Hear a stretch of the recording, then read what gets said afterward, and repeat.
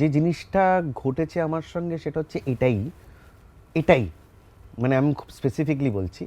একটা জানি না গোপী গাইন বাঘা বাইনে তোর মনে আছে কিনা, গুপি গাইন যে গান গাইতে পারতো না, দেখো রে নয়ন মেলে, হ্যাঁ, আর বাঘা বাইন ভুলভাল তালে বেতাল বাজাতো, ওই জন্য ওদের মাথায় কামিয়ে গাধার পিঠে চড়ে পাঠিয়ে দিয়েছিল।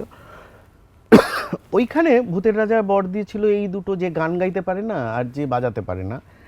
তো সেখানে একটা ডায়ালগ সত্যজিৎ রায়ের আছে, সুকুমার রায়ের সত্যজিৎ রায়ের ছবিতে যেটা আছে আমরা দেখেছি, যে রাজামশাই একটু গান বাজনা করে যদি মানুষকে খুশি করতে পারতাম। আচ্ছা, হ্যাঁ হ্যাঁ, ওই আমার এখনো কাটা দিচ্ছে, হয়তো চোখে একটু জলও আসছে।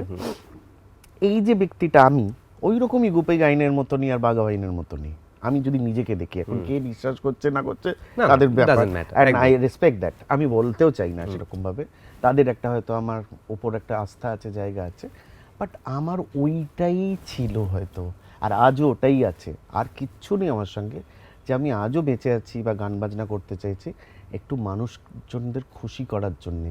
তাতে আমার মধ্যে কি শিক্ষা আছে, কি দীক্ষা আছে, কি আছে আমি জানি না, কেউ আমাকে কনস্ট্যান্টলি বর দিয়ে যাচ্ছে, আর আমি বর্বরের মতন সেটা করে যাচ্ছি।